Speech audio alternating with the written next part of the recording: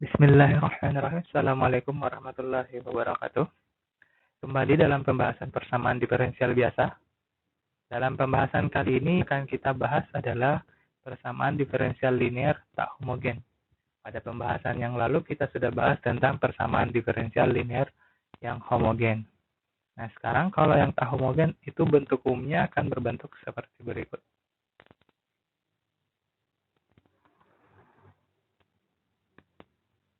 Nah, sebenarnya bentuk umumnya sama saja dengan bentuk umum persamaan diferensial homogen, cuman yang membedakan adalah nilai Qx-nya di sini itu tidak sama dengan 0, sehingga nanti dia memiliki nilai, baik itu konstan atau konstanta, maupun yang memiliki variabel.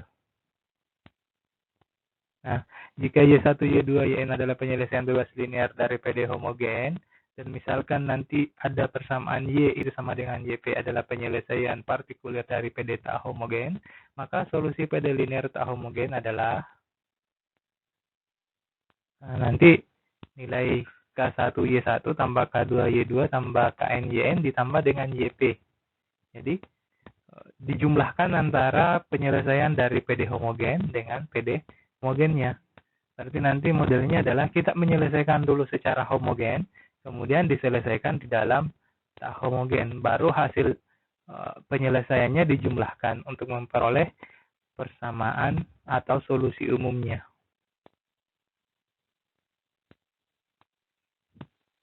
Nah, di sini ada langkah-langkah penyelesaian PD linear tak homogen, yaitu sebagai berikut. Yang pertama, tentukan dulu solusi PD homogennya, yang nanti ditulis sebagai nilai YK. Kemudian tentukan solusi partikulernya, nanti kita tuliskan sebagai YP. Dan tentukan solusi umumnya, yang kita nanti tuliskan sebagai Y sama dengan YK ditambah YP. Nah, untuk permasalahan ini, kita berikan contoh.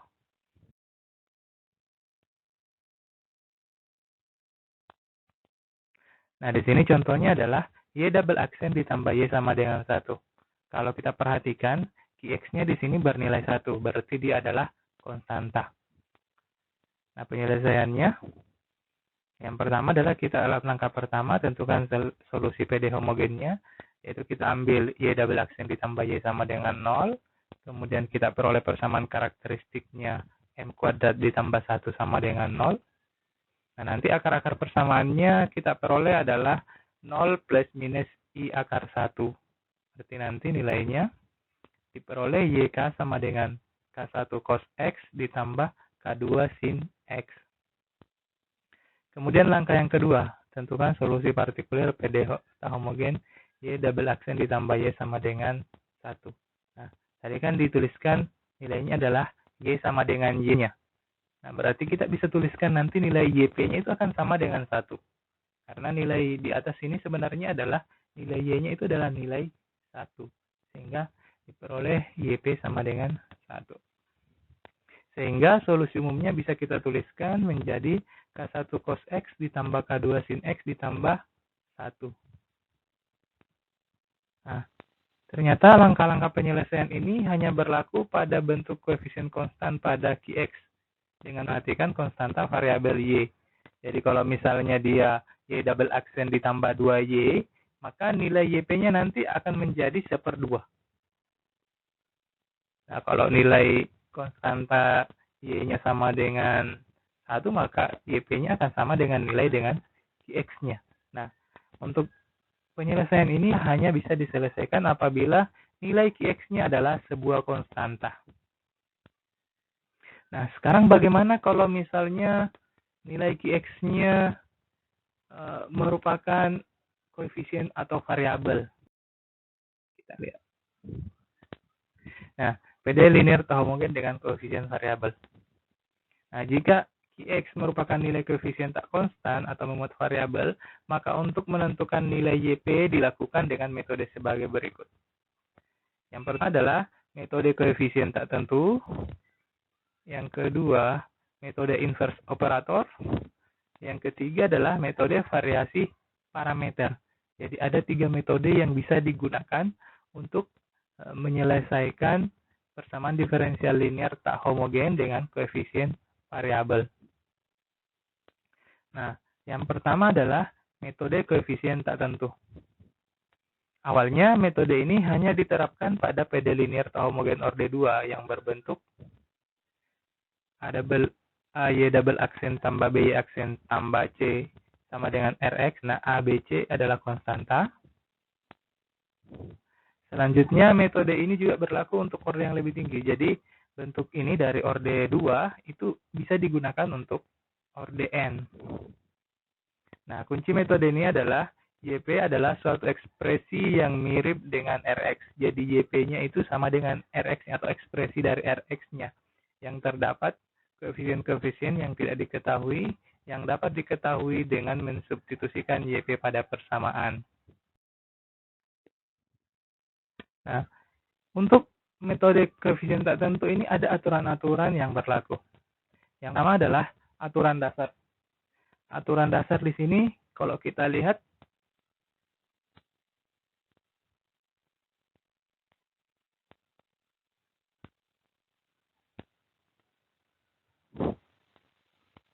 penjelasannya menyatakan bahwa hanya dipilih salah satu fungsi saja yang bersesuaian dengan koefisien tak tentunya atau yang bersesuaian dengan nilai Rx-nya.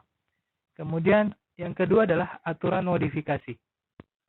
Aturan modifikasi ini X-nya sama dengan solusi dari PD homogen. Jadi kalau misalnya solusi PD homogennya sama nilainya dengan Rx yang berada di belakang tadi, maka kita menggunakan aturan modifikasi, yaitu dengan mengalihkannya dengan X atau X kuadrat. Jadi di sini X atau X kuadrat.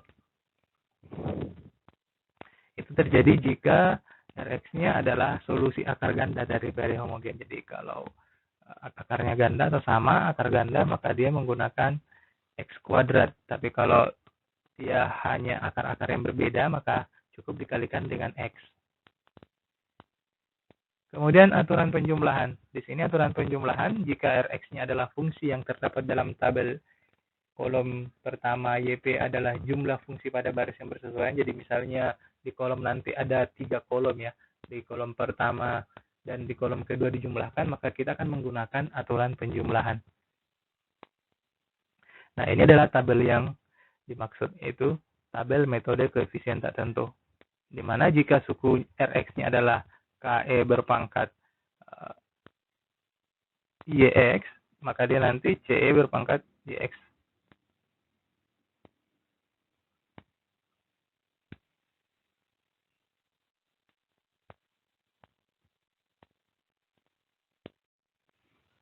Oh ya, saya ulangi.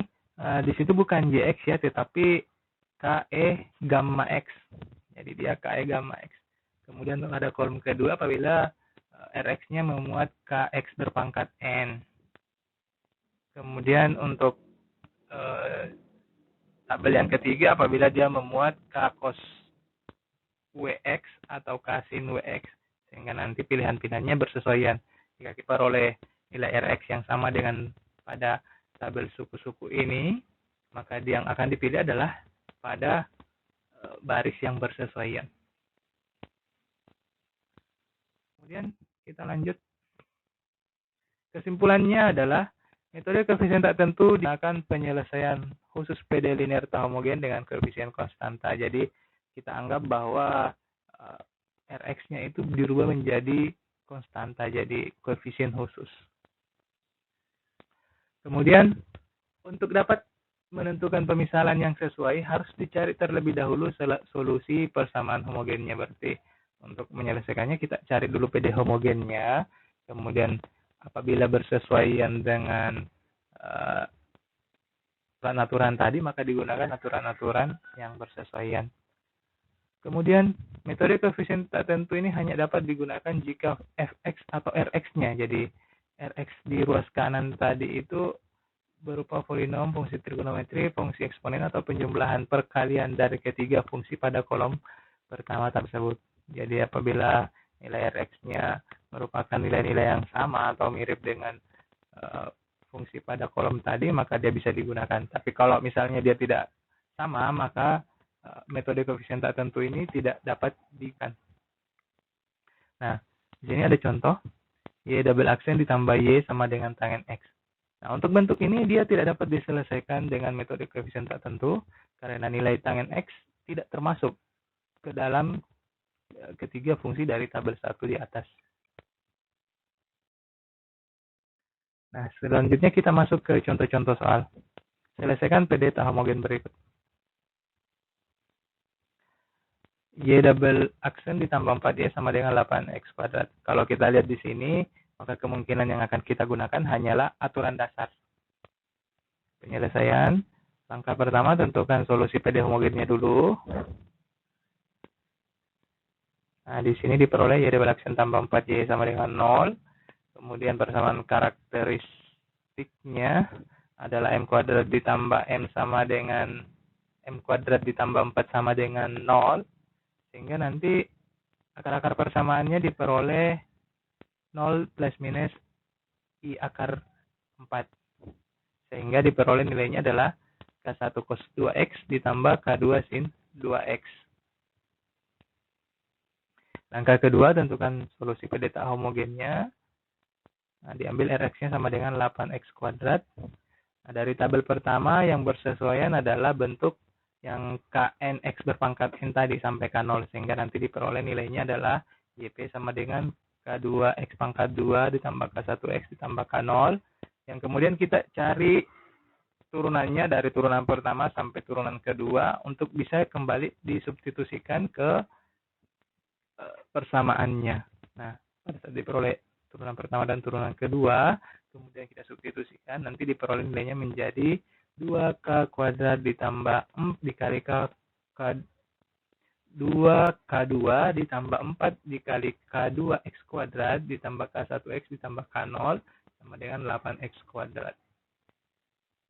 Dengan menyamakan koefisien yang berpangkat sama, nanti akan diperoleh nilainya 4K2, karena nanti 4K2X kuadrat itu bersesuaian dengan 8X kuadrat. Jadi 4K2 itu sama dengan 8.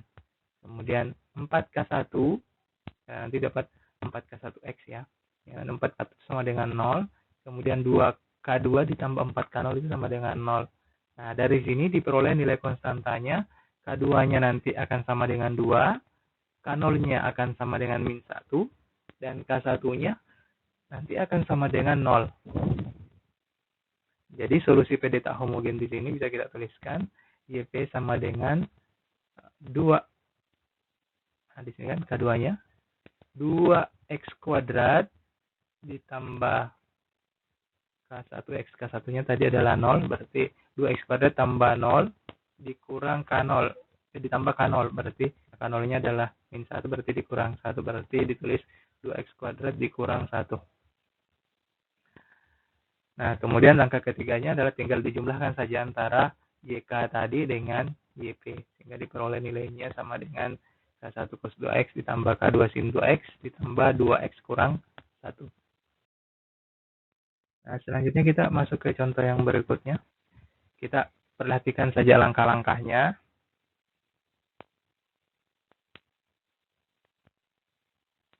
Nah, di sini akar-akarnya sudah ada, beda dengan contoh yang sebelumnya. Di sini akar-akarnya diperoleh 1 dengan 2. Sehingga nanti diperoleh YK sama dengan C1E berpangkat X ditambah C2E berpangkat 2X. Kemudian langkah keduanya, tentukan solusi PD tak homogennya. Nah, di sini nilainya Rx dari tabel 1 itu diperoleh YP sama dengan CE berpangkat X. Nah, kalau kita perhatikan YP-nya di sini bersesuaian dengan nilai dari YK, yaitu C1E berpangkat X. Berarti kita akan menggunakan aturan. Nah, di sini aturan B yang akan digunakan, yaitu dikalikan dengan X. Sehingga nanti nilainya YP sama dengan CXE berpangkat X. Nah, kemudian kita cari lagi turunan pertama dengan turunan keduanya. Dapat nilai seperti yang terlihat pada slide. Nah, kemudian kita substitusikan, diperoleh nilainya. Nah, dari pensubstitusian ini kita selesaikan pengurangan, kemudian samakan koefisien yang berpangkat sama, nanti akan diperoleh nilai C itu sama dengan minus 1. Sehingga solusi PD tak homogennya adalah YP sama dengan min X E berpangkat X. Nah, kemudian kita lanjut langkah ketiga, tentukan solusi PD umumnya, berarti tinggal kita tambah saja. Nah, nanti hasilnya akan seperti yang tertulis atau terlihat pada slide. Nah, selanjutnya, harusnya ini kita akan menggunakan aturan penjumlahan, karena di sini kita lihat di soalnya E berpangkat X ditambah X, maka nanti akan menggunakan aturan penjumlahan. Sehingga kita selesaikan PD homogennya dulu, diperoleh M kuadrat dikurang 2M tambah 1. Nah, di sini kita memperoleh akar-akar yang ganda atau solusi ganda. Maka nanti akan menggunakan perkalian dengan X kuadrat. Kita lihat, YK-nya C1 berpangkat X tambah C2X berpangkat X. Nah, kemudian solusi PD tak homogennya, itu nilai Rx-nya E berpangkat X tambah X dari tabel diperoleh YP sama dengan C1 E berpangkat X ditambah C2X ditambah C3. Nah, karena tadi dikatakan solusi ganda dari PD homogen pada langkah 1, maka PD tak homogennya menjadi YP C1X kuadrat E pangkat X tambah C2X tambah C3. Nah, disitu kan karena dia akarnya ganda. Sebenarnya di sini untuk E berpangkat X ini, solusi YP-nya itu adalah C1E berpangkat X-nya ini. Kemudian solusi dari X ini adalah C2X ditambah C3. Jadi ini adalah sudah penjumlahan antara E berpangkat X ditambah dengan X. Nah, sehingga di sini yang dikalikan dengan X kuadrat hanya C1, karena hanya nilai E berpangkat X yang bersesuaian. Kemudian lanjut dari PD homogen YP ini dicari turunan pertama dan turunan keduanya, kemudian substitusikan ke persamaan, nanti diperoleh seperti berikut. Nah, nanti dilihat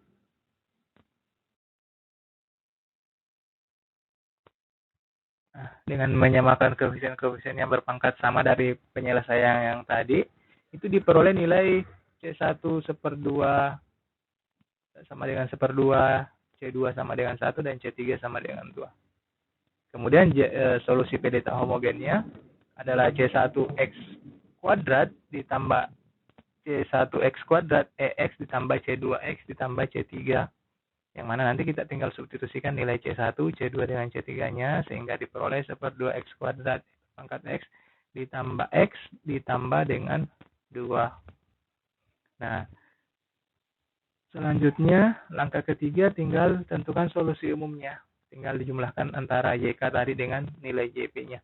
Sehingga diperoleh nilainya sama dengan C1E berpangkat X ditambah C2X E berpangkat X ditambah 1/2X kuadrat E berpangkat X ditambah X ditambah dengan 2.